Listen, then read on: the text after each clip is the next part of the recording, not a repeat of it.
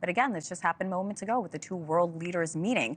And now we're going to continue to follow breaking news. 4 Israeli hostages recovered alive. Here with us now is NewsNation national security contributor Tracy Walder. She's also a former CIA officer and FBI special agent. Tracy, good morning. Welcome back. Thank you for having me, Hena. First, let's talk about that breaking news. Good news. The 4 Israeli hostages have been rescued from Gaza. With your background, Tracy, what does an operation like that look like? Well, thank you for having me. And really, this operation had to have been very complex and had to have taken place over a very long period of time. I've done some hostage rescues when I worked in Afghanistan. And really, this takes a lot of aerial support and ground support. But what I really think here was probably very critical in terms of the IDF being able to rescue them was actually ground support. And it's something we're not talking about a lot in terms of intelligence that Israel is able to gather either from Gazans themselves or from other sources that they have on the ground working as agents for them. They are some of the best at this, and it's my guess that that's probably how they obtain this information. So does an operation like this lay a plan out for the IDF, Israeli forces, to do this again, hopefully rescue even more hostages? Yes and no, because it doesn't come without complications. Where these hostages were found was actually in a refugee camp in the middle of Gaza. And this is connected to the bombing of the UNRWA school that happened about 2 or 3 days ago. They were looking for those hostages. And guess what? They found them there. And so sometimes it is extremely unpopular, right? When you go into these refugee camps, you bomb schools. It's a very unpopular decision. But the reality is they found 4 hostages there. And so it'll really depend on where they locate these other hostages, what they will ultimately do with that. So what concerns do you have for the other hostages, Tracy, that are still being held?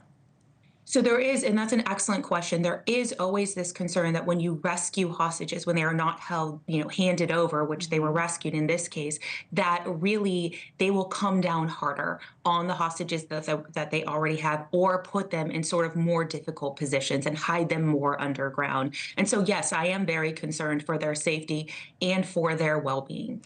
You mentioned earlier that this was a multi-role agency operation. So how does the military work alongside the police forces to pull off a success like this? So really, most likely, my guess is it was probably the Mossad, which is their equivalent of the CIA, as well as the IDF. The Mossad, yes, some of their techniques are definitely controversial. The Mossad is extraordinary at garnering human assets on the ground. And so I don't know if they had assets that they found in the UN that was there, or if they had assets that they found from local Gazans, but that's how they work together, as well as with aerial support and probably drone support as well. That's what we used a lot in Afghanistan to locate hostages. So with this operation underway, a successful operation, how do we expect Hamas to respond?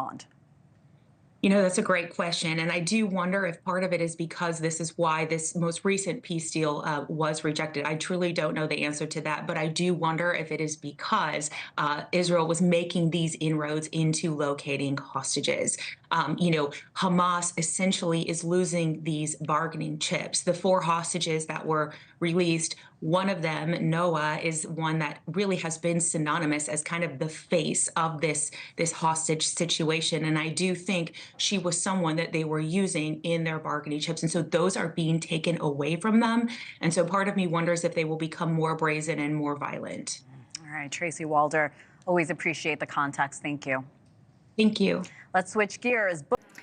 Thanks for watching. Go to joinnn.com to find NewsNation on your television provider. And don't forget to click the red subscribe button below to get more of NewsNation's fact-driven, unbiased coverage.